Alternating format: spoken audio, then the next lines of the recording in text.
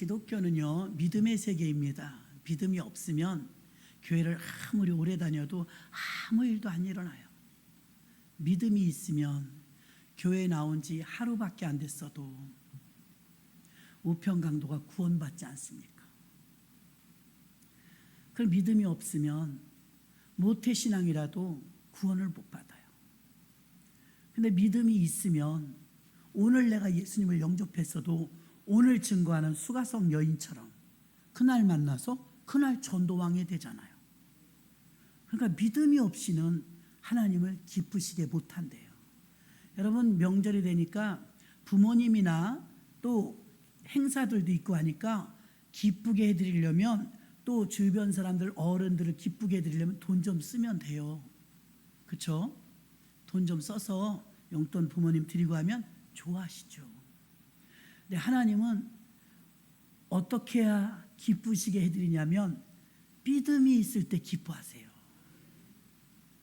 여러분이 축복받아서 오늘 낮예배 말씀처럼 갑자기 벼락부자가 된 문둥이 네 사람처럼 그래서 하나님이 기뻐하시는 게 아니라 그로 인하여 아름다운 소식을 전한 자들이 될 때 기뻐하세요. 그래서 명절에는 저도 어제 파마하러 가는데 얼마나 밀리는지 깜짝 놀랐어요. 명절 분위기 나더라고요. 그 짧은 거리를 정말 오래 갔어요. 차가 그냥 서 있더라고요. 이쪽으로 가는 게 아닌데 잘못했구나. 그 광교동 가는 길을 얼마나 오래 걸렸나 몰라요. 그 예상보다 늦게 와가지고 좀 예배 시간 늦었었습니다. 기도회를. 근데 이게 명절 분위기라는 거죠. 지금 1차, 2차, 3차 빠져나가고 연휴가 길기 때문에 아마 예배 다 드리고 가시는 분이 안 밀릴 줄로 믿습니다. 믿음대로 되기 때문이죠. 현재 사회는요, 전쟁터와 같아요. 보기에는 고요해 보이고 보기에는 편안해 보여요. 여러분, 이 세상은 천국이 아니기 때문에 편안해 보이는 집사님, 권사님일지라도요, 속속들이 들어가 보면 사연 없는 집이 없어요. 기독거리가 하나도 없는 집은 없다는 것입니다. 근데 이 세상은, 이스라엘 백성들이 애굽에서 어떻게 살았어요? 일은 열심히 했어요. 눈 뜨면 일만 했어요. 애굽 사람들이 열심히 일했는데 성경은 뭐라고 말하냐면 신음소리가 났대요. 그렇게 열심히 일했는데, 그렇게 열심히 살았는데 먹고 산 것밖에 없는 거예요. 그래서 그들은 상처받고 인간 이하의 대접을 받으면서 그 세상이라는 애굽에서 하나님이 뽑아내시고 건져내셨는데 누구를 통해서? 모세를 통해서. 아까 낮에 사마리아 성은 누구를 통해서? 문둥이 네 사람을 통해서. 하나님은 하나님의 일을 하실 때 하나님의 사람을 통해서 일하세요. 엘리야를 통해서, 엘리사를 통해서, 바울을 통해서, 베드로를 통해서, 여러분을 통해서. 집사라고 역사가 안 일어나는 게 아니에요. 편견 없이 전도했던 빌립 집사님은 국고를 맡은 큰 내시를 전도했어요.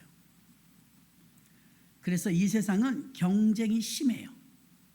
이 치열한 경쟁 사회에서 살아남으려면 막 공부해서 학점도 높아야 되고 또 자격증도 많이 따야 되고 공부도 많이 해야 되고 토익 점수도 많이 나와야 되고 하여튼 복잡합니다. 그럼에도 불구하고 이 사회는요, 신음소리가 나고 있다는 거예요. 신음. 고통받고 상처받은 사람들이 많기 때문에 신음소리가 난다는 거예요. 그래서 이 사회에서 가장 원하고 있는 언어가 있다면 그것은 회복입니다. 회복은 회개할 때 일어나요.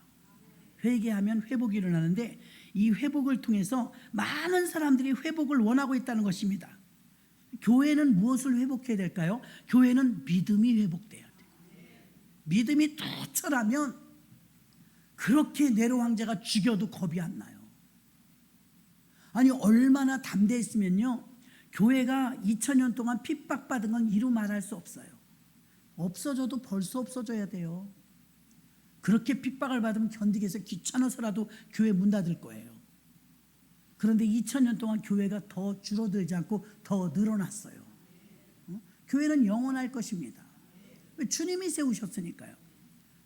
그래서 교회는 그 무엇보다 교회를 회복시키는 능력은요, 본질적으로 세상 것으로 채워지는 것이 아닙니다.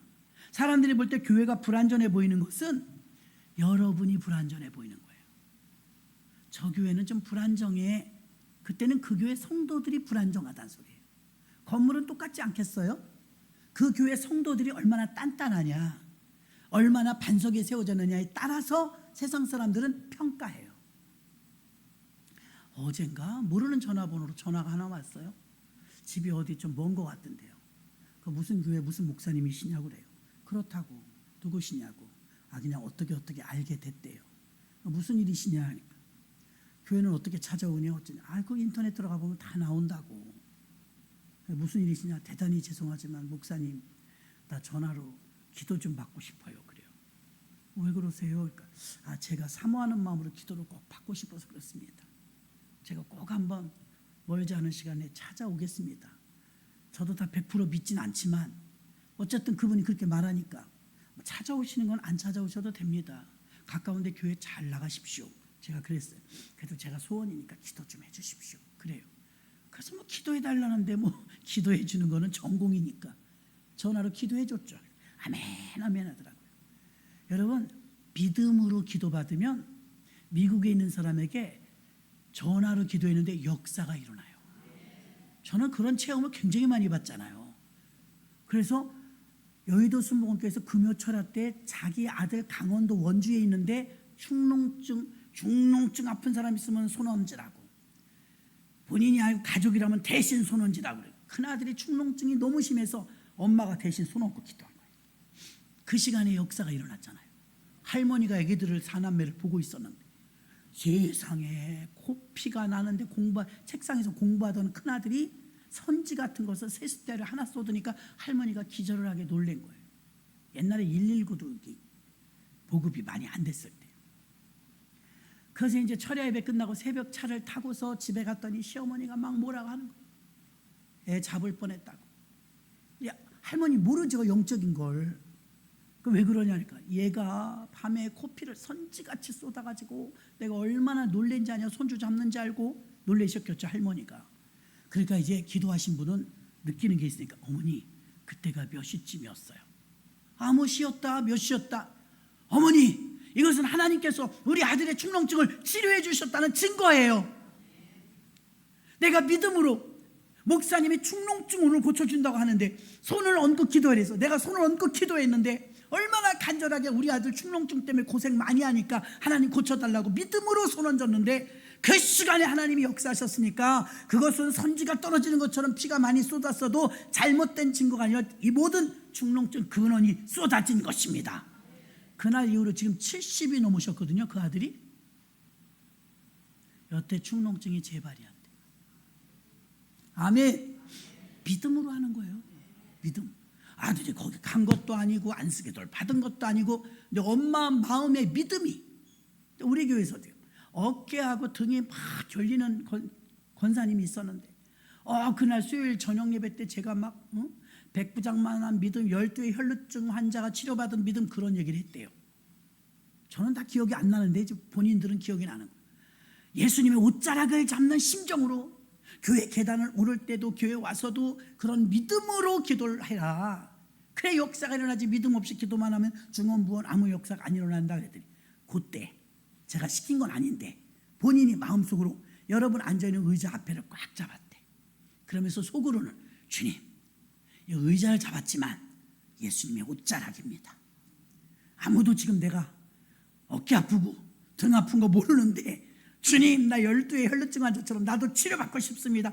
치료받고 싶습니다. 주여 역사해 주옵소서. 그리고 수요 예배 끝나고 갔는데 자기가 전화했어. 목사님 신났어. 자기가 일어나니까 신나지. 내가 어떻게 알아요? 목사님, 내가 누구한테 말도 못하고 거의 로봇처럼 이렇게 걸어왔다는 거야, 교회를. 아플 땐 그러잖아요, 담 결린 것처럼. 그랬는데 12의 혈루증 환자 말씀을 하시는데 그게 믿음이 오더래. 12의 혈루증을 앓았던 여인은요, 12년 동안 똑같은 병을 앓고 있었지만 그날 예수님 주변에는 인산인해의 사람들이 있었어요. 너무나 많은 사람들이 있었어요. 근데 그날 치료받은 사람은 그 여인 하나예요. 왜요? 믿음이 왔거든요. 내가 예수님의 옷자락이라도 잡으면 나을 것 같은 믿음.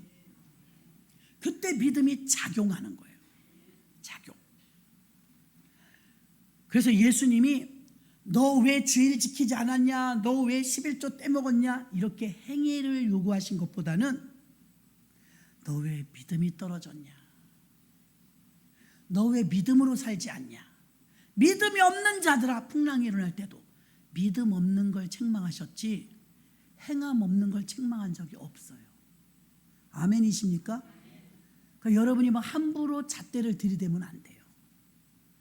왜? 주님도 안 그러는데 노코멘트 하는데 우리가 앞장설 때가 많다는 거죠.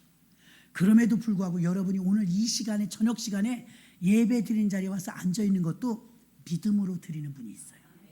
내가 명절이지만 산소에도 가야 돼. 저도 내일 갑니다. 산소. 생각만 해도 저 머리가 지금 아파.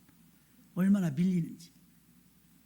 그래서 여러분, 내가 명절이 되었는데 할 일도 많고 얼마나 분주해요. 생각할 것도 많고 만날 사람도 많고 떠나야 될 채비, 보따리도 싸야 되고 아무것도 안 쌌어요 아직. 근데 그럼에도 불구하고 주일은 지키고 가야지, 저녁 예배까지 사명 감당하고 가야지, 이런 분이 있다면 그분은 믿음이에요. 그게 믿음이에요. 어떤 분들은 당연하지, 주일이니까 주님 앞에 와서 예배 드리는 건 당연하지, 이러신 거는 당연한 복을 받으실 것이고요. 그런데 어떤 사람은 당장 가야 돼, 딴 때 같으면 벌써 갔어, 근데 아직 안 갔어, 예배 드리고 가려고, 그럼 그건 믿음이다 이 말입니다. 믿음. 그러니까 지금도 우리들을 들여다볼 때 아우 내가 이것도 해야 되고 저것도 해야 되고, 이것보다 주님은 우리한테 너 믿음이 어디 있니? 너 믿음이 왜 변했니? 너 왜 믿음이 조그매졌니? 너 왜 믿음으로 안 하니? 그러니까 믿음에 대한 책망을 하시지 행함에 대한 책망을 안 하셨어요. 사실은 더 무서운 거죠.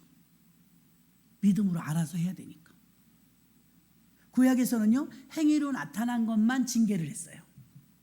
행위로 나타난 것만. 그래서 간음을 했다, 간음한 자가 받는 벌을 받았어요.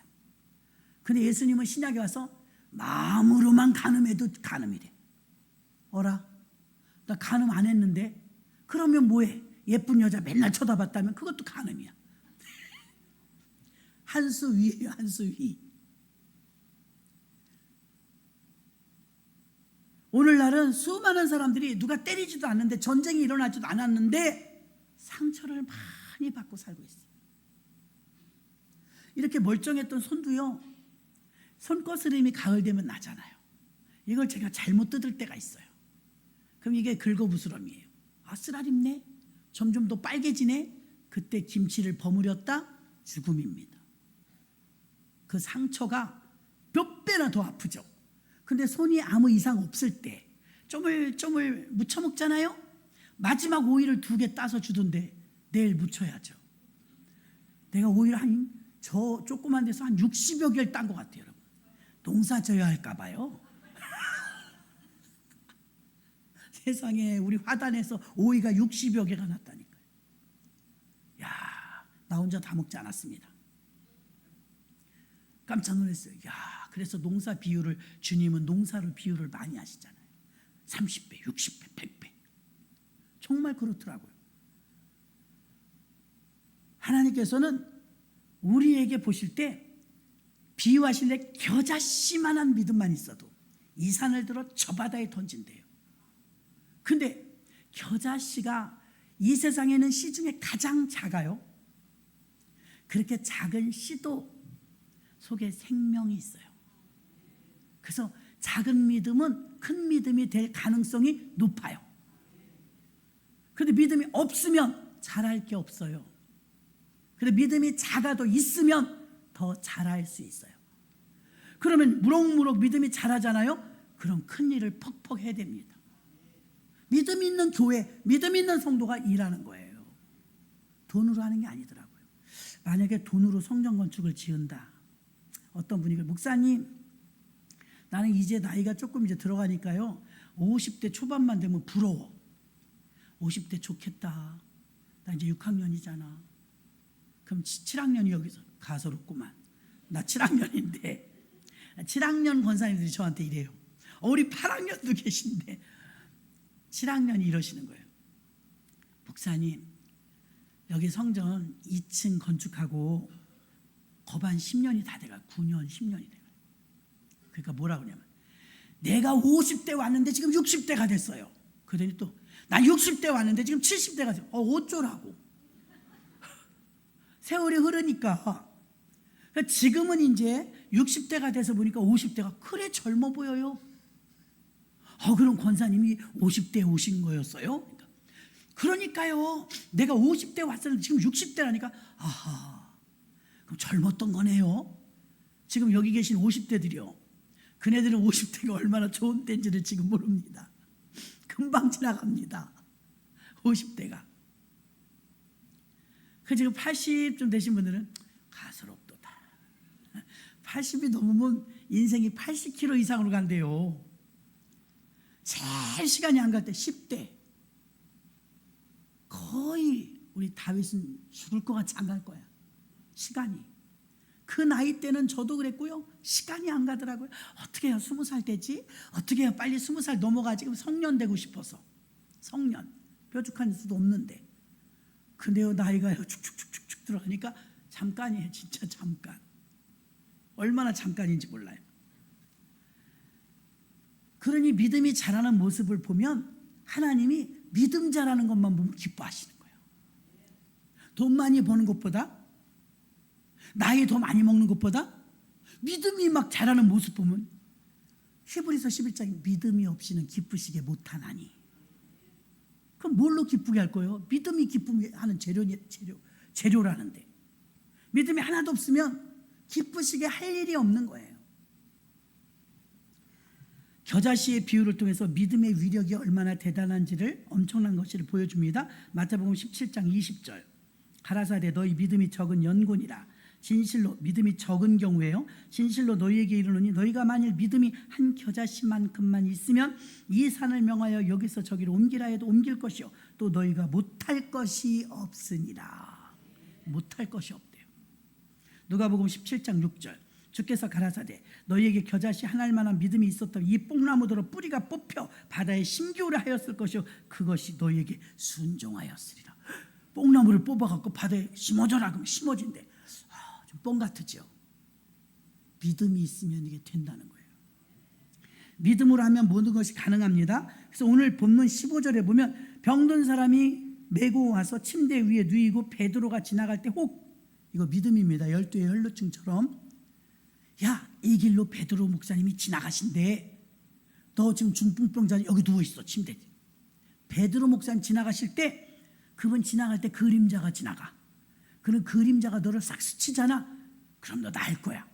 그러니까 환자가 일어나서 쫓아다니지 못하니까 베드로가 지나가는 길목에 침상채 놓고 있는 거예요. 그 믿음이 어떤 믿음이냐? 제발 베드로가 지나갈 때 그림자가 나를 덮게 하소서. 그럼 내가 나으리다. 나았어요? 안 나았어요? 나았어요. 백부장의 믿음 봐요. 백부장은요, 이 사람은 외국인이에요. 그 예수님이 칭찬했어.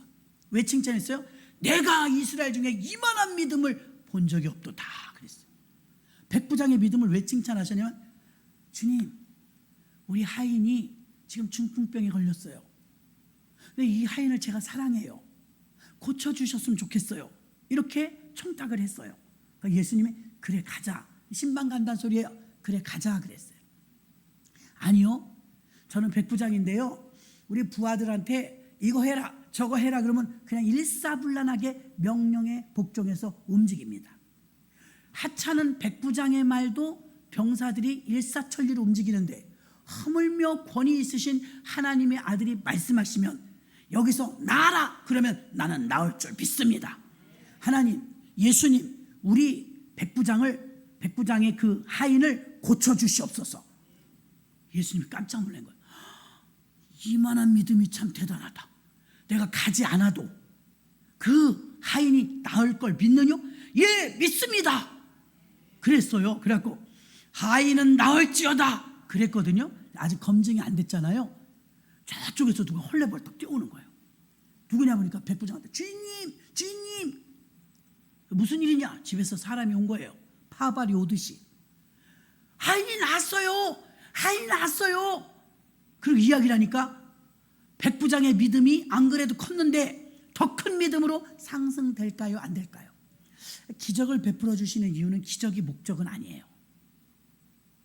안진뱅이가 일어나고 소경이 눈을 뜨고 문둥병이 치료받고 기적이죠. 기적을 때때로 성경에 보면 일으키셨거든요. 기적을 일으키신 게 목적이 아니고 기적을 통해서 믿음을 끌어올리라는 거예요. 그로 인해서 믿음이 하나님이면 다 돼, 예수님이면 다 돼. 나도 만난 예수님께서 왜 저 사람 만나면 왜 치료 못 받겠어? 저 문제가 왜 해결 안 되겠어? 예수님 만나면 다 해결돼. 그 믿음이, 이 믿음이 주님을 기쁘시게 하는 거예요. 에이, 그런다고 돼요 목사님? 그 사람은 안 돼요. 모르시는구나. 저를 가르쳐요. 목사님 모르시네. 어떤 분이 그러더라고요. 아유, 남편 집사님께서 너무 믿음이 이쁘세요. 어떻게 이렇게 교회를 열심히. 여자 집사님이, 목사님 모르시는구나. 꽝이에요. 내가 직접 들었어요. 우리 교회 집사님 부인한테. 저게 다 맨날 저래요. 수법이에요. 믿음 있는 것 같은 거예요. 그 믿음입니다. 믿음이 어느 날 교회 그때 뭘 한다고 그랬, 증축할 때였겠죠. 뭘 한다고 그러는데 2층하고 3층에 보면 봉헌함이 저 입구에 있잖아요. 그럼 일주일에 한 번 제가 열쇠를 열어봐요. 그럼 이제 헌금 들은 거를 주일날 올리느라고. 그럼 이제 의뢰인 이제 토요일날 열어보거든요. 근데 두툼한 봉투가 하나 들어있는 거예요. 이런 일은 없었어요. 뭐 주일헌금이나 여러분들이 구역헌금이나 이런 거 거기다 봉투에 넣잖아요. 두툼해. 처음 말하는 거예요. 어머, 이렇게 두툼한 봉투를 누가 넣었을까? 세보니까 10,000원짜리가 100만 원이야.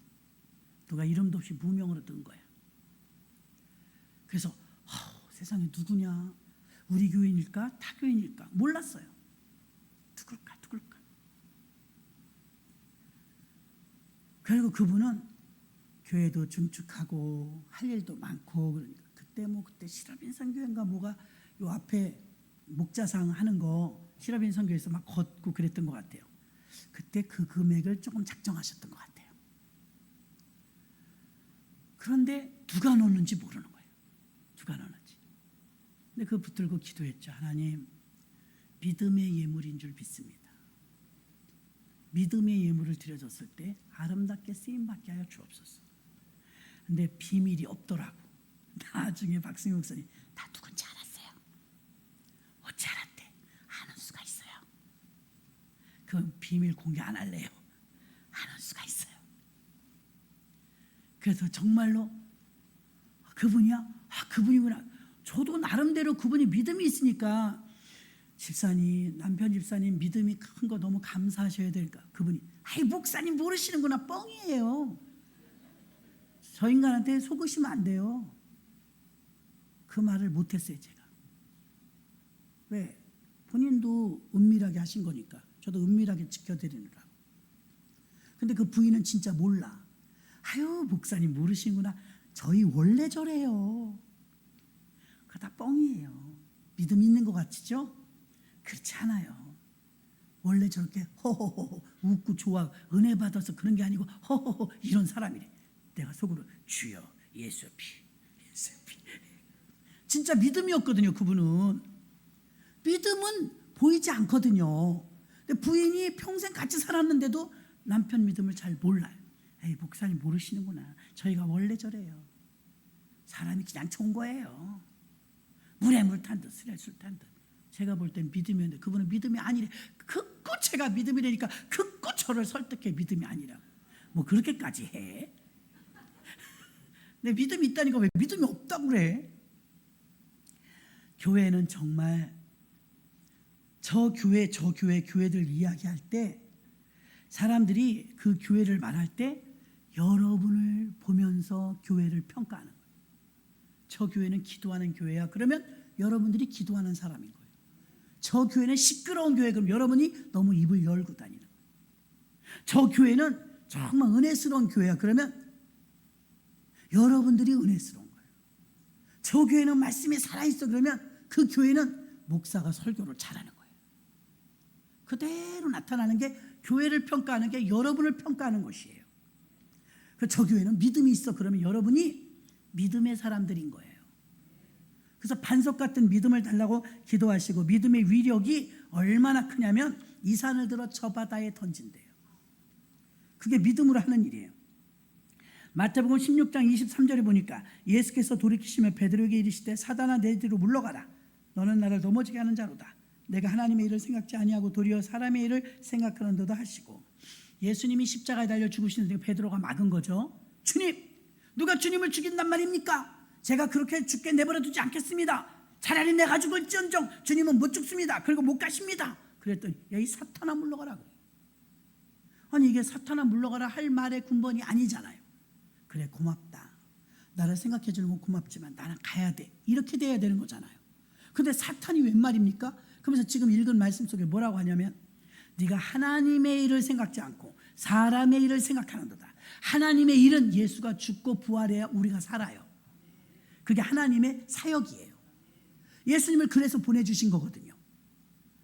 근데 베드로가 사람 편에서만 생각해. 누가 감히 우리 스승님을 죽인단 말입니까? 아무도 못 죽입니다. 장정들이 12명이나 있습니다. 우리가 절대로 예수님 잡혀가지 안 하겠습니다. 이러는 거예요. 근데 다 도망갔어. 호언장담했는데 다 도망갔어요. 그래서 교회 처음 오셔가지고 목사님 말씀이 꿀송이 같아요. 말씀이, 목사님 세상에 이렇게 기가 막힌 은혜가 충만한, 난 그러면 좀 조심해. 주여 어찌하오리까. 근데 조용히 있는 사람은 오히려 그분이 믿음의 사람일 수 있어요. 믿음은 보이지 않거든요. 그래서 믿음의 위력을 말할 때 이 베드로가 눈에 보일 땐 믿음 있는 사람처럼 보여요. 누가 우리 주님을 잡아간단 말입니까? 못 잡아갑니다. 우리가 그렇게 두지 않습니다. 되게 믿음 좋은 사람 같잖아요. 그런데 예수님은 사탄아 물러가라. 사탄은 뭐예요? 하나님의 일을 그르친다 이거예요. 내가 죽으러 왔는데, 죽어야 우리를 살리는데 그걸 못하게 하는 건 사탄의 일이죠. 영적인 말씀을 하시는데 베드로는 서운한 거죠. 왜 그렇게 말씀하시는가? 자, 그럼 어떻게 하면 믿음이 회복될까? 여러분, 믿음이 커지고 믿음이 회복되길 원하십니까? 첫 번째, 순종하면 믿음이 회복돼요. 순종하면. 로마서 10장 17절, 그러므로 믿음은 들으면서 나고 들음은 그리스도의 말씀으로 말미암는도다. 하나님 말씀은 믿음을 생산하는 원천이 됩니다. 말씀 보고 말씀 읽고 말씀 듣고 말씀을 묵상하고 말씀을 순종하면 믿음이 생깁니다. 말씀을 순종하면 믿음이 생겨요. 사도행전 1장 4절 5절, 사도와 같이 모이사 저희에게 분부하여 가라사대 예루살렘을 떠나지 말고 내게 들은 바 아버지의 약속하신 것을 기다리라. 요한은 물로 세례를 베풀었으나 너희는 몇 날이 못 되어 성령으로 세례를 받으리라 하셨느니라. 아멘. 기약도 없고 성령이 어떻게 임하지는지도 모르는데, 아직 성령이 임하기 전이라 마가의 다락방에 120명이 모여갖고 끝까지 순종하죠. 끝까지 남아있었던 사람은 열흘 만에 120명 전체가 한 명도 누락되지 않고 전부 성령의 강림을 받았습니다. 엄청난 축복을 받았죠. 베드로는 하나님 말씀에 순종했습니다.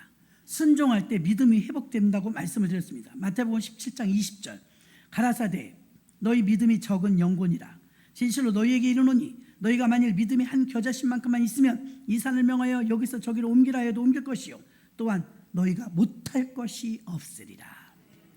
그래서 하나님 나라는 믿음 있는 사람이 하는 거지 많이 배운 사람이 하는 게 아니에요. 오래 예수 믿은 사람이 하는 게 아니에요. 믿음 있는 사람이 하는 거예요. 그 여러분들의 믿음을 혹여라도 교회 안에서 묵은 성도들이 있습니다. 그럼 의논을 합니다. 이러고 저러고 이러고 물어봅니다. 그러면 오래됐다고 믿음 좋은 게 아니에요. 믿음 없는 말로 싹둑 잘라버릴 때가 의외로 많아요. 그래서 성령의 감동이 오시면 그냥 믿음으로 행하시길 바랍니다. 제재받게 되지 마시고, 예수님의 말씀에 의하면 제자들은 실패하고 힘이 들었어요. 죄송한 표현이 있다면 여러분이 목사님 나 요즘 너무 힘들어요. 견딜 수 없을 만큼 힘들어요. 몸이 아파서 힘든 건 예외입니다. 근데 막 갈등이라든가 사업의 어려움이라든가 살아가는 게 너무 복잡하다든가 막 어렵잖아요. 죄송한 표현이지만 힘든 만큼 육이에요. 힘든 만큼 육성이에요. 성령 충만하면 죄송해요, 안 힘들어요. 믿습니까? 그럼 또 그 중에 여러분 중에 저한테 목사님 모르시는구나. 힘든 건 힘든 거예요. 또 그럴지도 몰라요. 저희가 겪어보니까 성령 충만하면요 안 힘들대요. 그래도 막 눈물 나 감사해서. 얼마나 감사한지. 어저께인가 어디 가다 그랬죠. 어디 목사님들 모여서 예배를 멀리 갔는데 하늘이 너무 맑은 거예요. 중국이 2달째 비가 와갖고 인공비 만들어갖고 막 호되게 지금 더 어려웠잖아요. 너무 40도가 넘는 날씨가 2달째래요. 그래서 너무 더우니까 식히려고 인공비를 뿌렸는데 그 사진 보니까 끔찍하대요. 여기 멀쩡하고 여기 멀쩡한데 인공비 뿌린데 여기만 콸콸 비가 오는 거예요. 그래서 더위를 식혔나 보다 했더니 10도를 내렸대. 40도에서 30도가 된 거예요. 거기까지는 좋았다는 거예요. 역풍이 오는데 역풍. 탁구공만한 우박이 내리고 허리케인이 발생해갖고 아주 싸그리 아파트 고층은 유리창까지 산산조각 나버리고 방송에서 자기들이 시인하진 않지만 누가 봐도 인공비의 역효과, 역풍이었어요.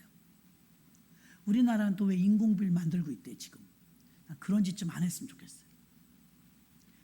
인공비를 만들어 갖고 효과를 본 것보다 우리가 손바닥으로 하늘을 막지 인간이 자연을 어떻게 거스려요?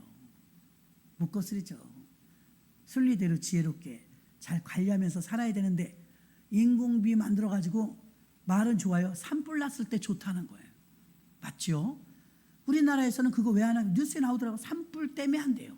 산불은 많이 나긴 나겠지만 산불 때문에 인공비를 만드는데 인공비를 만들어서 한 동네마다 이라크 쪽에도 그렇고 여기 중국도 그렇고요. 되게 역풍을 맞았어요. 그리고 나서 비를 내렸는데 40도 온도가 식을 줄 알았는데 이게 이제 끓기 시작하더래요. 아스팔트에서. 그래갖고 사람들이 살 수 없을 정도로 헉헉거릴 정도로 푹푹 삶았대요. 너무 더우니까 대기권으로 더운 게 공기가 안 빠져나가갖고 중국은 최악이에요. 최악. 그 거대한 자연재해 앞에서 인간이 뭐라고 큰 소리 칠 수 있겠어요. 그러니까 날씨가 우리나라가 올해 더웠잖아요. 더웠는데 운전을 하고 고속도로를 가는데 하늘이 너무 맑은 거예요. 하나님, 우린 그냥 더운 것밖에 없었어요. 그렇죠? 태풍이 온 것도 아니고 재난이 온 것도 아니고 전쟁이 난 것도 아니고 우리가 제일 경해. 그렇죠? 더운 것밖에 없었잖아요. 좀 딴 때보다 좀 더웠다는 것밖에 없었는데 다른 나라는 전쟁 났죠. 다른 나라는 땅이 막 뒤집혀 홍수 났죠. 이재민 났죠. 우리가 제일 경한 거더라고. 산에 못 사네 더워 죽겠네 막 그래도 우리나라는 정말 깨끗했고 아이고 중국에서 공장을 못 돌리나 이렇게 하늘이 맑으냐 황사 없어져서 너무 깨끗하고 좋다. 너무 감사한 거예요. 막 벅차도록 감사한 거예요. 하나님 덥기는 더운데요. 그래도 우리나라는 정말 하나님이 사랑하신다는 걸 또 확인했습니다. 우리나라 땅덩어리를 하나님이 얼마나 사랑하시는지 그 재난과 그 재앙 앞에서 우리가 누구한테 하소연할 거예요. 집이 떠내려가고 자동차가 둥둥 떠다니고 그거 당해보십시오. 여러분 살 것 같아요. 40도가 넘는 푹푹 찌는 날씨가 2달 동안 연속되고 있다는데 견딜 수 있겠냐고요. 너무 더워서 헉헉거려 죽겠다 그러면 비 내려주시지. 우린 그런 우박도 없지. 농산물 가봐요. 풍년이야 풍년. 다 내 것 같아요. 그렇게 많은데 얼마나 실한지. 하나님 엄청난 복을 받았네요. 어쩌면 이렇게 막 튼실튼실한 과일들이 성한지. 하나님 은혜가 무한 감사입니다. 무한 감사. 가격은 좀 비싸더라도 순종하는 민족. 나는 그래서 이 나라가 지금 너무 어려운데 막 기도할 때 어떤 때 낙심되고 여기가 턱 막힐 때가 있는데요.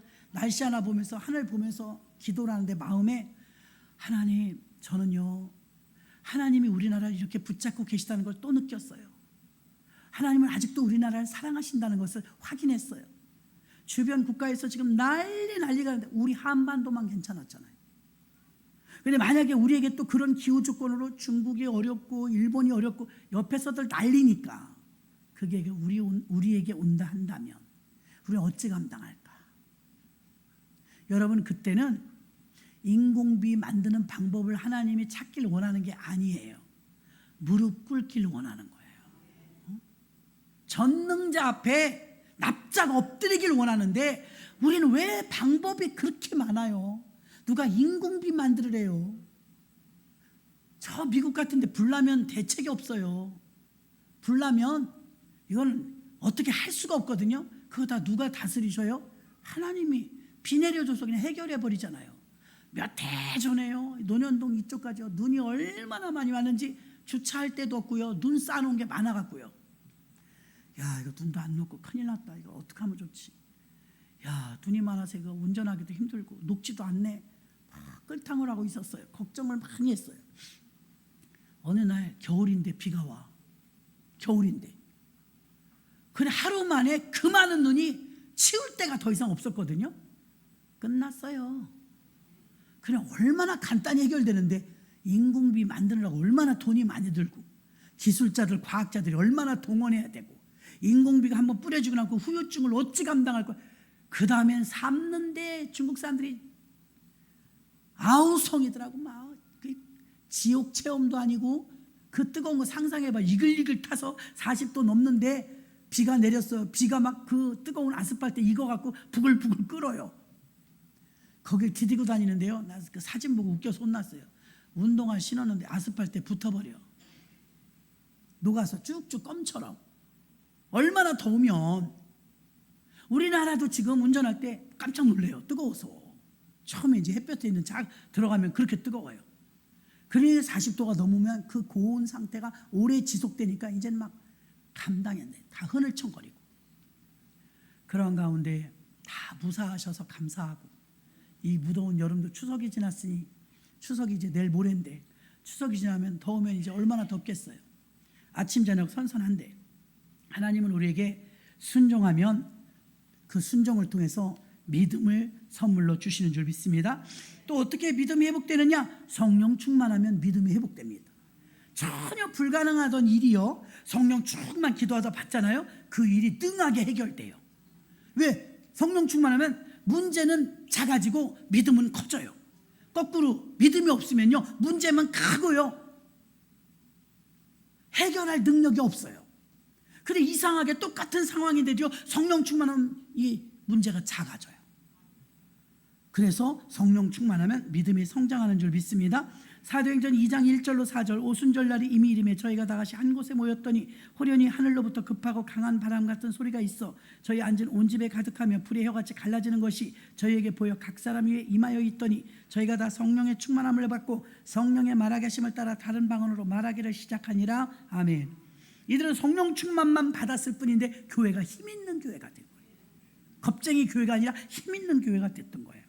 고린도후서 13장 5절, 너희가 믿음에 있는가 너희 자신을 시험하고 너희 자신을 확증하라. 예수 그리스도께서 너희 안에 계신 줄을 너희가 스스로 알지 못하느냐? 그렇지 않으면 너희가 버리운 자 아니라. 우리 안에 예수님이 계신 걸 믿으시길 바랍니다. 안 믿어갖고 여러분이 손해봐요. 왜 낮에 말씀 전할 때 그 장관처럼 안 믿어서 왜 죽어요? 밟혀서. 믿었더라면 그 사람도 그걸 맛봤을 거 아니에요. 왜 믿음 없어갖고 손해보냐 이거요. 교회 안에서 막 팔딱팔딱 뛰면서 문제가 있다고 막 그냥 긴급한 상황으로 상담하잖아요. 믿음의 눈으로 믿음의 귀로 들으면 별 문제 아니에요. 근데 믿음이 없으면 같이 걱정해. 팔딱팔딱 뛰어야 돼. 정말 큰일 났네. 어떻게 하면 좋아요. 왜? 나를 위해 생명 주신 그분이 이 사건을 아실진데 아름답게 해결해 주실 것을 믿는 거예요. 그동안 내가 믿음이 있으면 덜 고생해요. 하나님이 해주실 거야. 의연해요. 믿음이 없으면 팔딱팔딱 내가 해야 돼요. 우리가 변화되기 전에 베드로와 우리의 모습과 같습니다. 그런데 베드로가 변화되고 나서는 정말 믿음의 사람이 되어서 그 베드로가 지나갈 때 그림자에만 쬐어도 사람들이 치료받았고 사도 바울은 그의 손수건만 얹어도 병자가 치료받았다고 합니다. 근데 우리 믿음의 회복은요, 교회가 무엇이 회복돼야 되는, 믿음이 회복돼야 되는데 지금은 모두 정보도 빠르고 배운 것도 많고 하다 보니까 하나님이 역사하시기가 힘든 게 여러분들이 믿음으로 안 살고 그냥 여러분들이 배운 대로 살아요. 아는 대로 살아요. 여전히도 지금 하나님을 기쁘시게 하려면 하나님은 믿음 있는 자를 찾으십니다. 그래서 믿음이 회복되려면 순종해야 되고, 믿음이 회복되려면 성령 충만해야 되고, 마지막으로 믿음이 회복되려면 전도해야 돼요. 전도하면 믿음이 회복돼요. 왜? 이게 지금 막 전도한 이 사람의 믿음이 약하거든요. 이 사람을 데리고 와야 되니까 내가 그 사람보다 믿음이 커야 돼. 그러니까 나도 믿음이 있는 사람 같은 거예요. 그래서 믿음이 더 상승선을 타게 되는 것입니다.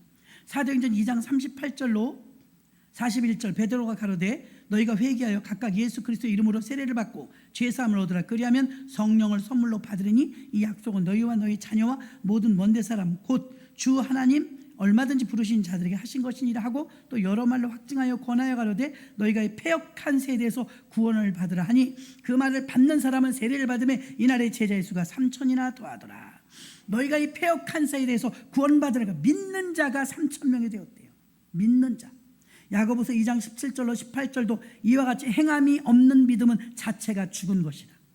혹이 가로되 너희 믿음이 있고 나는 행함이 있으니 행함이 없는 내 믿음을 내게 보이라. 나는 행함으로 내 믿음을 내게 보이리라. 믿음이 있으면, 어떻게 믿음이 있는지 없는지 아냐면 믿음이 있으면 행동해요. 행동. 롯데마트에서 내일 속꼬리를 30명에게 5만 원에 판다. 그런 가는 사람이 있어요. 가는 사람. 저 같은 사람 가면 다 팔렸다 그래. 선착순 마감됐습니다. 그럴지 몰라요. 그 믿어지면 전단지 보고요. 믿으니까 세일할 때 가는 거예요. 나 필요한 거 살 때. 전단지 막 들어오잖아요. 그러나 속인 거 별로 없더라고요. 거의 다 맞더라고요. 쌀이 쌀 때 있으면 그거 사러 가요. 그러면 그대로 팔아요. 1인 한 포다, 한 포만 팔아요. 계란이 세일한다. 계란 세일할 때 사요. 근데 어떤 때는요, 예를 들어서 5,000원인데 세 판에 그날은 10,000원이야. 그럼 내가 한 판만 사면 시컷 먹어요. 세일하니까 세 판 사. 그리고 나눠줘. 2배 돈을 더 쓰는 거예요. 그럼에도 불구하고 우리가 유혹을 느끼죠. 원래 5,000원인데 세 판에 10,000원이면 사야지. 이런 생각이 들죠. 그래 나눠 먹으면 좋죠. 우리가 예수를 전할 때 행함이 있느냐 없느냐, 이번 토요일날 우리가 전도 나가자 그랬습니다. 왜? 주일날이 이제 총동원 주일이잖아요. 여러분이 전도 대상자 생각하신 분들 명절 지나자마자 안부 전화 겸 꼭 만나서 밥을 먹든, 이번 주에는 행동하셔야 됩니다. 믿음이 있다면 행동하시, 그 사람을 만나십시오. 전화하십시오. 그래서 이번 주에는 만나서 주일날 오도록 약속해야 돼. 혼자 오시지 말고. 그 약속해서 그분을 모시고 오면 교회에서도 선물도 준비했고 식사도 그날 여전도에서 맛있게 해줄 것이고, 또 그렇게 와서 구원받으면 그 사람의 운명이 바뀌니까 좋은 일인 줄로 믿습니다. 베드로의 말씀은 얼마나 강력했냐면, 몇 달 전에는 그 사람이 예수님을 팔아먹는 사람이었지만, 예수님을 부인하는 사람이었지만 3,000명, 5,000명씩 복음을 전파하는 이 위력이 어디서 나오는, 성령 충만을 받으니까 이제는 선포할 때 중언부언하는 게 아니라 믿음으로 핵심적인 말을 전하는 거예요. 내가 만난 예수를 강력하게 전하는, 저를 길러주신 목사님은 예수 이름 권세 있다, 이 말이 별로 여러분 와닿지 않잖아요. 예수 이름 권세 있지 이렇게 생각하잖아요. 그분은 예수 이름 권세 있다, 이 말이 정말 와닿아. 왜? 본인이 체험한 거니까. 예수 이름 2번 부르고 살아났으니까 그 이름을 자랑하는 거예요. 그러니까 예수 이름을 자랑하고 그게 믿음으로 선포하게 되는 거죠. 교회는 이렇게 예수 이름을 전파하는 자, 하나님 말씀에 순종하는 자, 기도하여 성령의 충만함을 받는 자, 이런 자들이 교회 안에 그득하면 그 교회를 그렇게 평가하는 거예요. 저기 믿음의 사람들이야. 저 교회는 성령 충만한 교회야. 이런 말들을 어떻게 듣느냐? 여러분을 통해서 평가받는단 말입니다. 근데 여러분들이 밖에 나가서 예수님 영광 가리고 권사가 되는데도 입이 막 걸쭉해갖고 막 그냥 쌍화탕 찾고 남의 말하고 덕스럽지 못하게 권사님들끼리 막 싸우고, 저쪽 교회 권사와 이쪽 교회 권사가 싸우면 우리는 어쩌란 말입니까? 그리고 막 뒷담화하고 여러분 격이 떨어져요. 아이 저 교회는 아유 시끄러. 그게 여러분 교회가 시끄러운 게 아니라 여러분이 시끄럽다는 소리예요. 그러니까 여러분이 저 교회는 무슨 일이 있으면 막 기도해. 그래갖고 보면은 문제 생기면 막 기도들 하더라고. 저 교회는 기도하는 교회야. 기도로 문제를 해결하는 교회야. 그럼 그게 교회가 평가받는 게 여러분의 평가를 교회 평가로 말하고 있는 줄로 믿습니다. 이전에 베드로는 정말 겁쟁이였어요. 성령 충만 받은 베드로는 수제자였습니다. 오늘 이런 성도가 많을 때 그 교회가 강력한 교회가 되는 줄 믿습니다. 우리에게도 믿음이 회복되게 해달라고, 무엇보다 믿음이 회복되게 해달라고. 믿음은 순종할 때, 성령 충만 받을 때, 예수를 전파할 때 믿음이 회복된다고 했습니다. 이 시간에 말씀을 생각하시면서 우리가 주여 일창하시고 간절한 마음으로 믿음의 회복을 위해 기도하겠습니다.